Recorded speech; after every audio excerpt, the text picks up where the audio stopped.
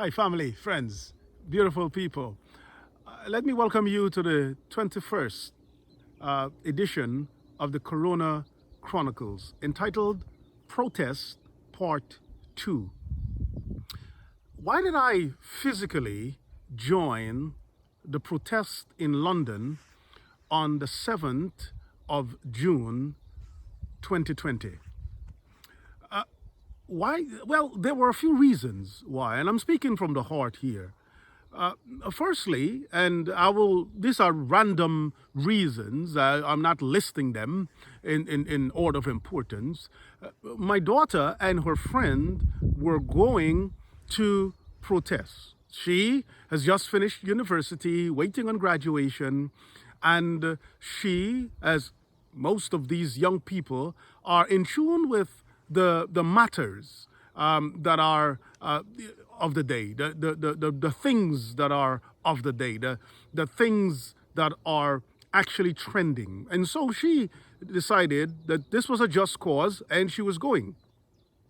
Then she gave me this look after telling me that she was going. And the look says, "Well, Daddy, what are you doing to address this issue?" I thought of her safety and her protection. And if I'm there, I know she will be protected. She will be safe. I realize as well that it was very important to addressing the issues from the inside, being there with the crowd, understanding the issues from the inside. I also recognize that by being there, I was not only addressing the issue by writing from behind a desk, hiding behind a camera someplace, but I was actually there.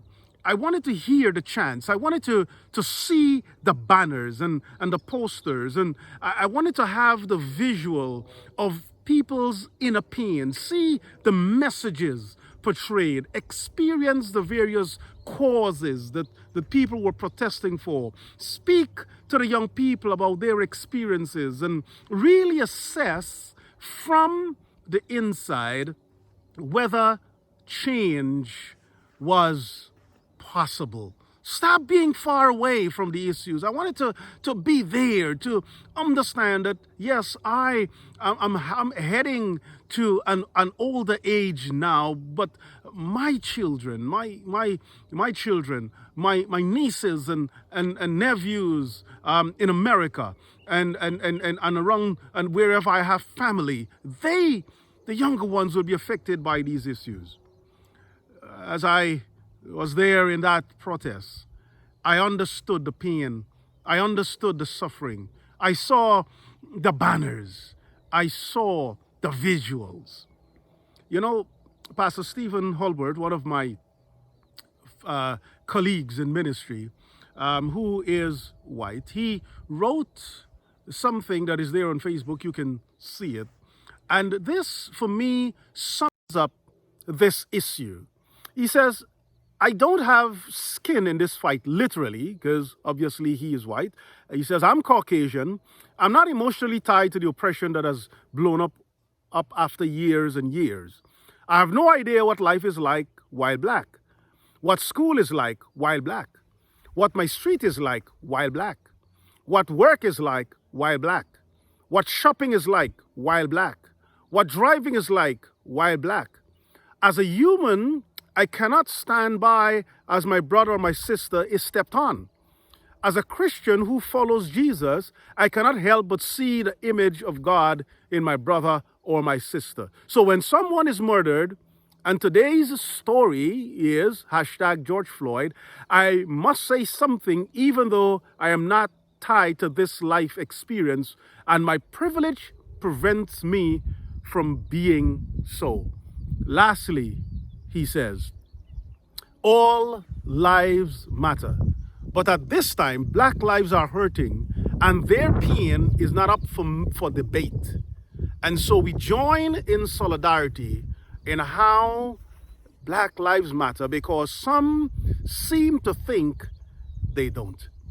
I give the experience of Joel Dunton, who the pastoral colleague who was pastoring a white congregation. I want you to see how this runs even through Christians.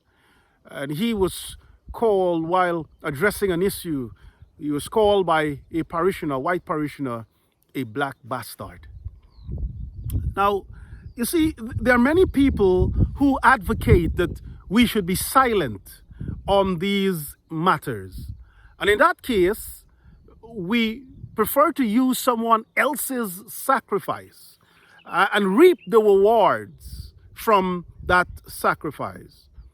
To me, that is weak and makes us no better than the perpetrators.